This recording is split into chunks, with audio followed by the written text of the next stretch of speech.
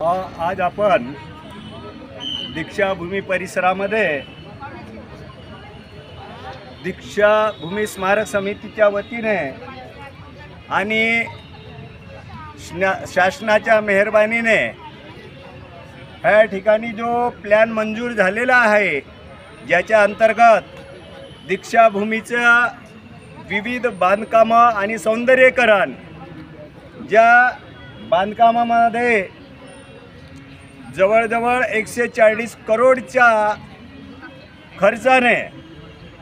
तळघराचं बांधकाम करण्यात येत आहे। ह्या बांधकामासाठी दीक्षाभूमी परिसरामधील जवळजवळ 3 एकर जमिनीमध्ये यांनी अंडरग्राउंड एक्स्कॅव्हेशन केलेलं आहे। नैसर्गिक जो ग्राउंड आहे त्याचं खोदकाम करून त्याच्यावरती हे तळघर आणि तळघरामध्ये ॲडोटोरियम आणि पिक्चरची टॉकीज ॲनिमेशन थिएटर म्हणतात, अशा पद्धतीचं जो बांधकाम करू पाहत आहेत। आणि कंत्राटदाराच्या माध्यमातून 10% जो काम, जवळजवळ 10% जो काम झालेला आहे, त्या कामाला संपूर्ण आंबेडकरी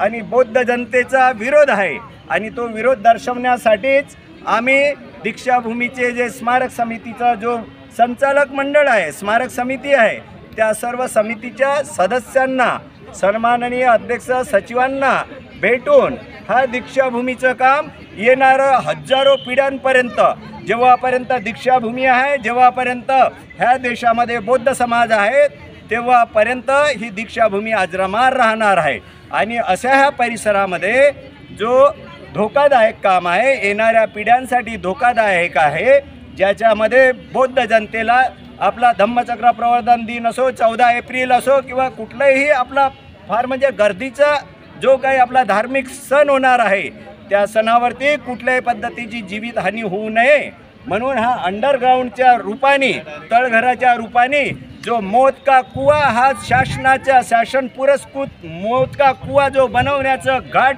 ह्या स्मारक समितीने आयोजित केलेला आहे, त्याच्या विरोधामध्ये हा नागपूरकरी जनतेमध्ये आणि संपूर्ण जे जागरूक नागरिक आहेत त्यांच्यामध्ये हा रोष आहे। आणि त्या रोषाचं एक म्हणजे गांभीर्य लक्षात घेऊन स्मारक समितीच्या जे काही सन्माननीय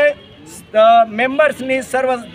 मान्यवरांनी याच्यावरती विचार करावं, कारण हा जो तळघर बनवू पाहत आहात, हा आमच्या लोकांच्या जीविताला धोका आहे, येणाऱ्या पिढ्यांसाठी आणि धोका होणार आहे। तुम्ही म्हणता स्मारक समितीवाले की हा बांधकाम जर केला तर कुठलाही स्ट्रक्चरल ऑडिटच्या माध्यमातून म्हणा किंवा किती एक्सपर्ट इंजिनियर असेल तो त्याच्या माध्यमातून देखील तुम्ही म्हणता की ह्या स्ट्रक्चरला 40 वर्ष धोका नाही आहे, 50 वर्ष धोका नाही आहे। बंधूंनो, आम्ही फक्त 50 वर्षाच्या धोक्याचं तुमच्याबरोबर बोलत नाही आहे, येणाऱ्या कित्येक वर्षापर्यंत, कित्येक पिढ्यापर्यंत हे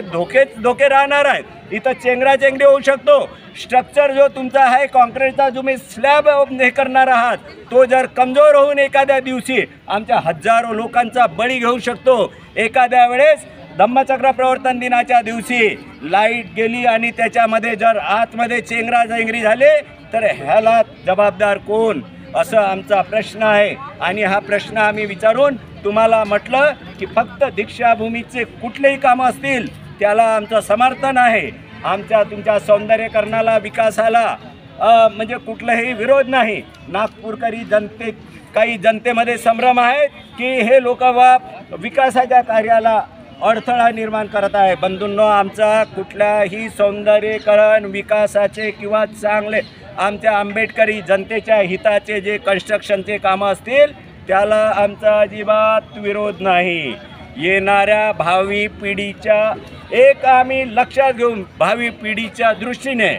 काय धोके असू शकतात हे धोके आम्ही स्मारक समितीवाल्यांना समजावून सांगून आम्ही विनंती केली की भविष्यातील धोके तुम्ही आजच, म्हणजे उद्याचा धोका आजच म्हणजे हे संपवायला पाहिजे। त्या दृष्टीने तुम्ही हा जो घातलेला अंडरग्राउंड जो आहे एक्स्कॅव्हेशन, अंडरग्राउंड जो काही खोदकाम करून तुम्ही इथं तळघर बांधू पाहत आहात, त्या कामावरती आपण पुनर्विचार करावा आणि आंबेडकरी आणि हजारो ह्या जगामधील संपूर्ण जो बौद्ध समाज आहे त्या बौद्ध समाजाच्या हिताचं आपण कार्य करून ह्या कामाला पुनर्विचार करावा अशी एक आम्ही विनंती केली आहे आणि त्या विनंतीला मान्य करून ह्या स्मारक समितीच्या पदाधिकाऱ्यांनी 1 तारखेच्या पूर्वी ते बसणार आहेत आणि आम्हाला आमच्या जनतेचा जो रोष आहे 1 तारखेला ह्या दीक्षाभूमीवर जे हजारो लाखो लोक येणार आहेत त्या लाखो लोकांच्या एक अस्मितेचा लाखो लोकांची जी चिंता आहे की भविष्यामध्ये इथं फार मोठे धोके निर्माण होऊ शकतात तर त्या धोक्याचा विचार करून त्यांनी 1 तारखेच्या पूर्व बैठक घेऊन सकारात्मक काहीतरी विचार करू असं म्हटलेलं आहे. मी सर्व आंबेडकरी जनतेला नागपूरचं असो पूर्ण देशामधल्या आंबेडकरी जनतेला जागरूक नागरिकांना एवढीच विनंती करेन की ह्या दीक्षाभूमीवरती जो काही आमच्यासाठी मृत्यूचा होद मृत्यूची विहीर अशा पद्धतीचा एक इथं हे करू पाहत आहेत दीक्षाभूमीवाले त्याचा विरोध करण्यासाठी ह्याची देही ह्याची डोळा स्वतः या आणि दीक्षाभूमीवर बघा इथं यांनी काय चालवलेलं आहे अशा पद्धतीची विनंती करतो. सर्वांना अपील करतो की 1 तारखेला आपण नागपूरच्या दीक्षाभूमीवर चलो दीक्षाभूमी अशा पद्धतीचे एक अपील करून एक आव्हान करावं आणि जास्तीत जास्त नागरिकांनी आपले मत व्यक्त करण्याकरता आपल्या मनातील चिंता आणि तळमळ व्यक्त करण्याकरता ह्या ठिकाणी जास्तीत जास्त संख्येने उपस्थित राहावे जेणेकरून दीक्षाभूमी स्मारक समितीवाल्यांना त्यांनी जो काही पब्लिकच्या विरोधामध्ये जो काही सरकार पुरस्कृत ह्या जो सध्याचं शासन आहे त्यांनी जे ॲटोमॅटिक आपल्या स्वतःच्याच मर्जीने जे डिझाईन दिलेली आहे स्मारक समितीला त्या डिझाईनमध्ये थोडा चेंज करून इथं जो अंडरग्राऊंडमध्ये जे काही आमच्या मृत्यूचं कांड घडवण्याचा हा जो प्रयत्न करत आहेत तो थांबावा एवढी विनंती करतो. जय भीम नमो बुद्धाय.